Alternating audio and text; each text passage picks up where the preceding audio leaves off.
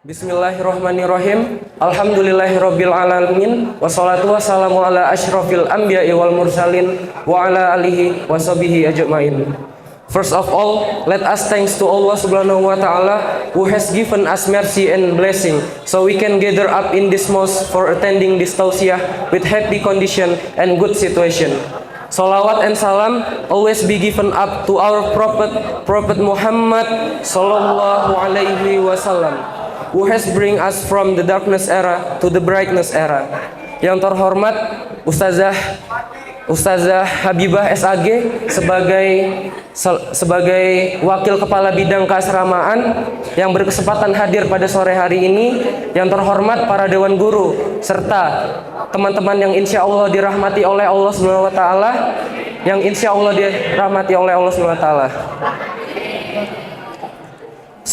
Sebelum kita memulai acara tausiah pada sore hari ini, marilah kita buka acara tausiah pada sore hari ini dengan mengucap lafaz basmalah.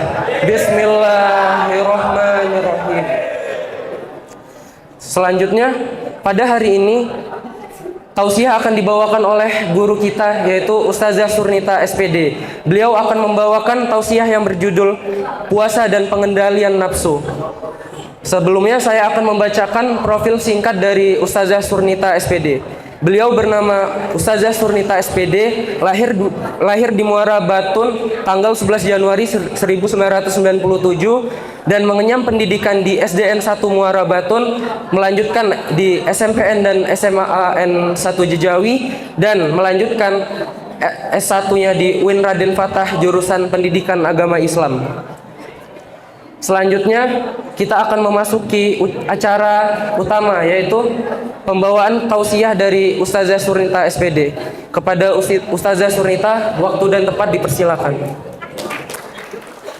Assalamualaikum warahmatullahi wabarakatuh.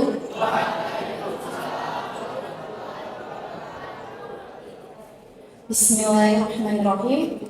Alhamdulillahirabbil alamin.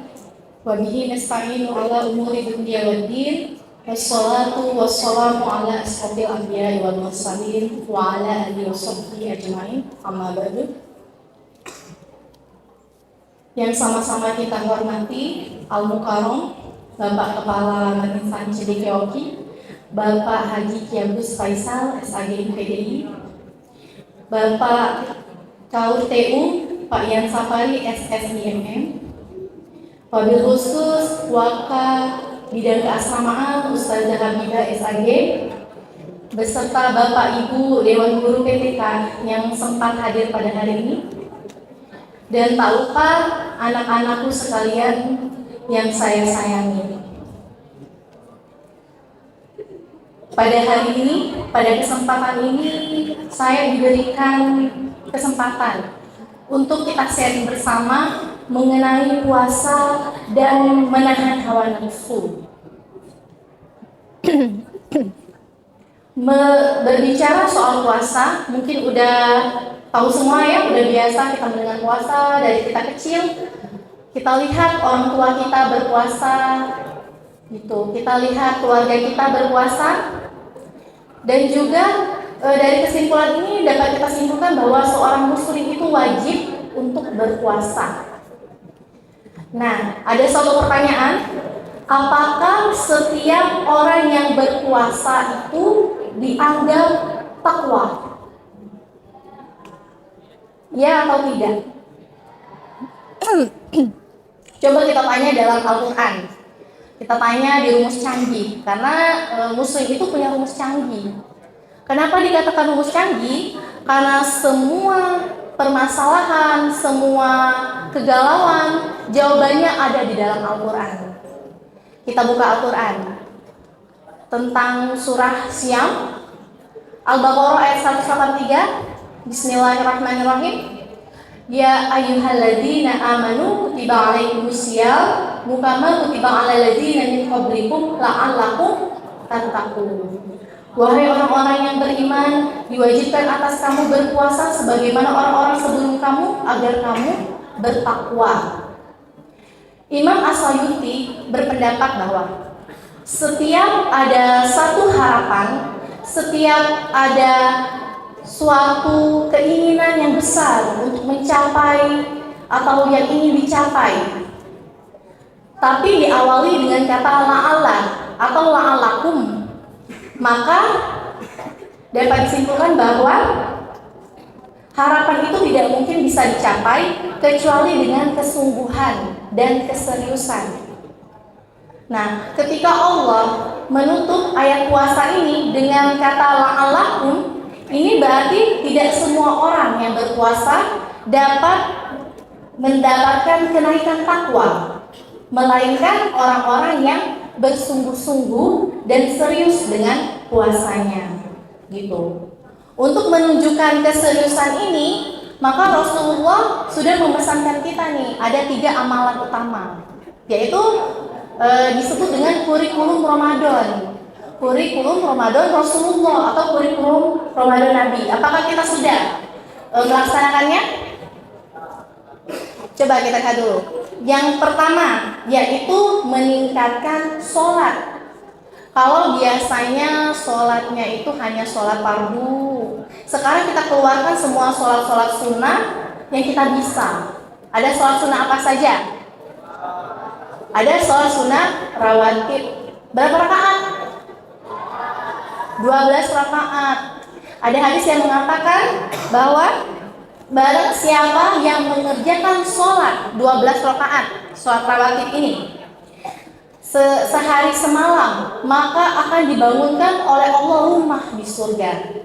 Tapi harus konsisten, yaitu dari sekarang sampai dia meninggal nanti. Begitu. Terus ada sholat apa lagi? Sholat duha yang biasa anak-anak lakukan. Sholat duha terus ya. Iya. Apa karena di absen? Apa karena memang panggilan jiwa seorang muslim? Ya muslim ya, alhamdulillah. Terus ada sholat apa lagi? Sholat tahajud. Tahajudnya dikencenin. Terus ada sholat apa lagi? Sholat hajat yang punya keinginan. Di bulan Ramadan ini pintu-pintu langit dibukakan sama Allah. Maka ini kesempatan kita untuk meminta apapun. Misal ada yang bilang, saya udah doa nih dari Ramadan tahun kemarin, kenapa nggak dikabul-kabulkan sama Allah? Gitu, protes sama Allah. Gitu ya. Bisa saja, wahai anak-anakku, ketika kita berdoa itu seperti seseorang yang sedang mengayuh sepeda. Ketika kita terus mengayuh, maka kita akan sampai pada tujuan. Tapi kalau kita stop, maka kita stuck sampai di situ. Begitu. Jadi harus rajin-rajin. Tahajud dan hajatnya nggak cukup sekali 2 kali. Orang doanya kan udah panjang. Kita nunggu antrian nih doa. Gitu ya. Nah, setelah perbanyak sholat, yang kedua apa lagi? Kira-kira? Banyak berinteraksi dengan Al-Quran. Bagaimana cara kita berinteraksi dengan Al-Quran? Dengan cara tadarus dan mentadaburinya. Anak-anak biasanya kalau udah selesai ulangan langsung buru-buru ke musola gitu. Apa harus dipus dulu? Ayo tahfiz gitu. Kan kalau misalnya kita punya jiwa seorang muslim tadi, udah datang sendiri nih ke musola, ke masjid, udah rapi nih duduk, udah per kelas, udah murojaah. Ketika ustadz-ustadzanya datang kan surprise banget ya. Masya Allah anak-anakku gitu ya. Kira-kira begitu. Terus selain banyak berinteraksi dengan Al-Quran, yang ketiga apa? Memperbanyak infak dan sedekah. Karena amalan ini berlipat-lipat ganda. Ketika kita melakukannya di bulan lain dan bulan Ramadan itu berbeda hitungan pahalanya. Gitu ya. Itulah tadi 3 amalan utama yang agar kita bisa mencapai ketakwaan tadi. Sering kita temui nih. Kita sering temui orang-orang di sekitar kita ketika puasanya itu hanya mendapat lapar dan haus saja. Karena ketika dia puasa di siang hari, dia sibuk membicarakan aib orang lain. Terus sibuk apa lagi? Sibuk melihat atau melakukan hal-hal yang tidak disukai sama Allah.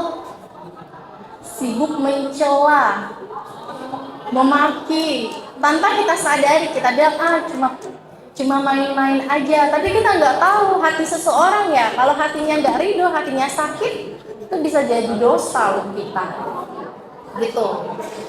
Selain itu, apalagi orang yang berpuasa tapi tidak mampu menjaga pikiran dan hatinya. Itu hanya mendapat lapar dan haus saja. Nah, selain itu ada apa? Ada orang yang berpuasa yang bagaimana lagi? Ada orang yang berpuasa, dia menghabiskan puasanya dengan tidur.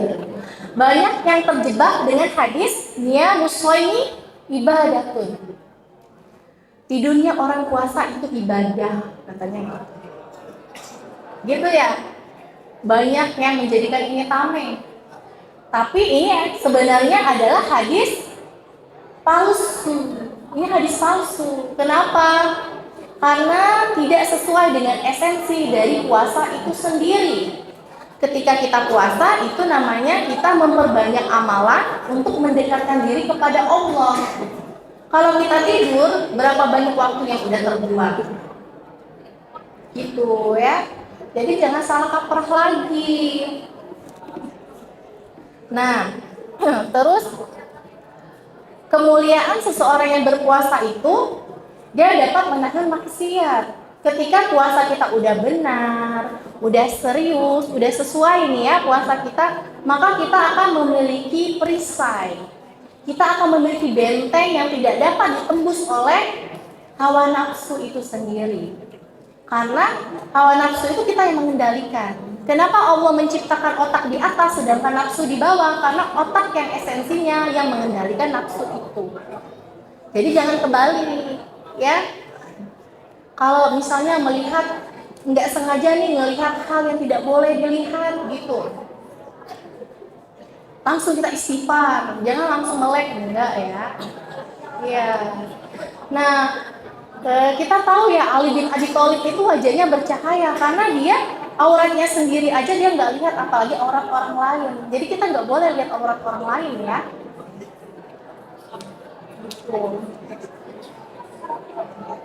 Nah, ketika kita sudah serius tadi ya, kita udah berpuasa dengan baik dan benar, maka puasa yang kita lakukan itu akan menjadi lebih baik.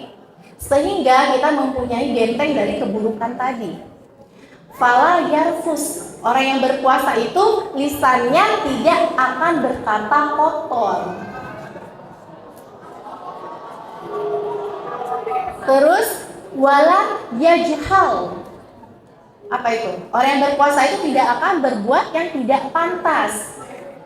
Gitu. Kira-kira kita puasanya ini sudah ke tahap mana? Ini udah hari keberapa ya puasa?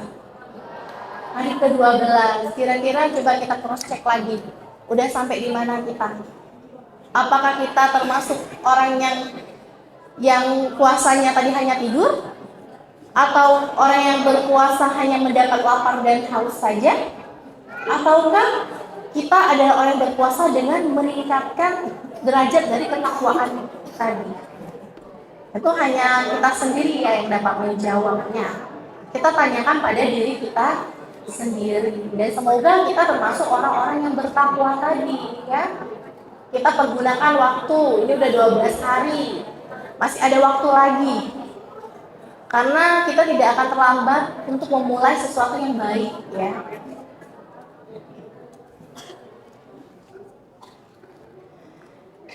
Oke. Mungkin hanya itu saja ya yang dapat saya sampaikan. Lebih dan kurang saya mohon maaf, kepada Allah saya mohon ampun. Kenapa? Nanti ada sesi tanya jawab kan ya? Iya.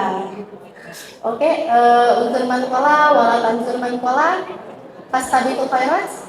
Wallahul muwaffiq ila aqwamit thoriq. Wassalamualaikum warahmatullahi wabarakatuh. Terima kasih atas tausiah yang telah disampaikan oleh Ustazah Surnita.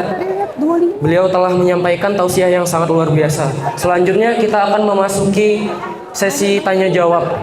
Karena kemarin yang cewek udah duluan jawab pertanyaan, sekarang yang cowok duluan. Untuk siswa putra yang ingin menjawab pertanyaannya, silakan angkat tangannya.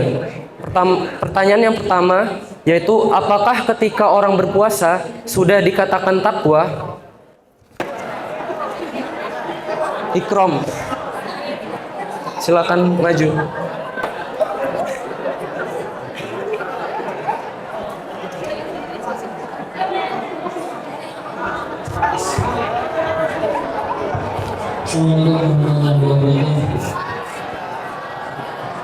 Lalu di sini saya berpercaya untuk menjawab pertanyaan dari saudara Nisa. Pertanyaannya adalah, apakah orang bertakwa itu bisa dikatakan, apakah berpuasa itu bisa dikatakan bertakwa?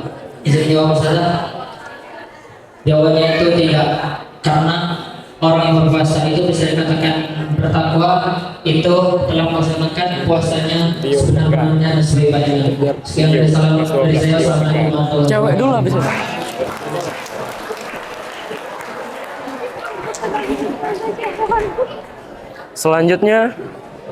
Selanjutnya Ikrom disilakan untuk memilih salah satu siswi putri.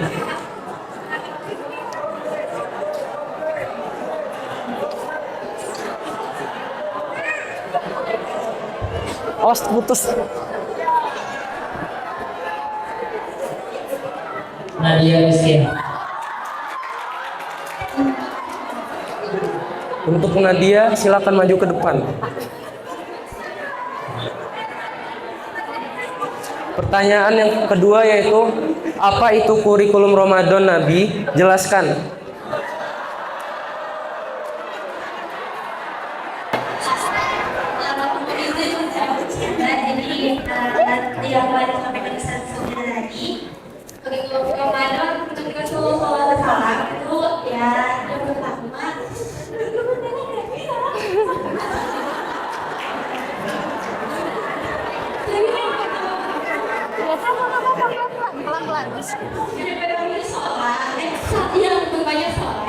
Jadi sholat sunnah itu ditingkatkan lagi. Yang tadinya cuma wajib itu disunat, yang sunnah juga dilakuin.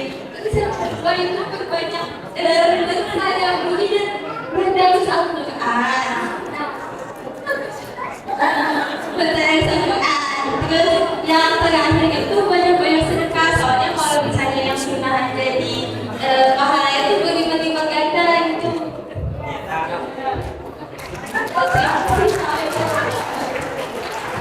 Berarti Nadia pilih satu siswa putra.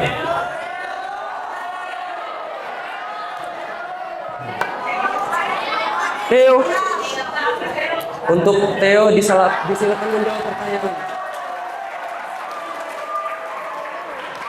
Theo maju ke depan.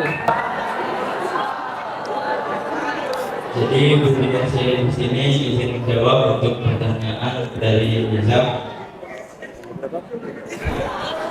Dan dari Nizam, jawabannya itu ada 3. Baik, terima kasih Theo yang telah menjawab. Mungkin sekian saja untuk sesi pertanyaan pada hari ini. Selanjutnya izinkan saya menyimpulkan kesimpulan dari tausiah pada hari ini. Sejak kecil kita berpuasa. Sebagai muslim kita diwajibkan berpuasa Ramadan. Rasulullah Shallallahu Alaihi Wasallam menyebutkan ada 3 amalan utama yang yaitu disebut kurikulum Ramadan.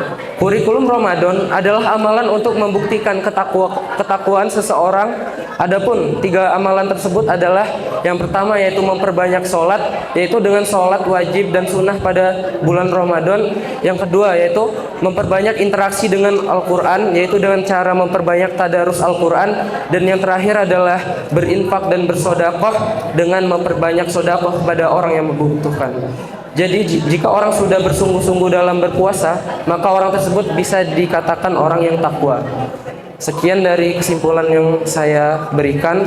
Mungkin sekian yang bisa saya sampaikan. Jika ada salah kata, saya mohon maaf. Pada Allah saya mohon ampun. Billahi taufiq wal hidayah. Wassalamualaikum warahmatullahi wabarakatuh.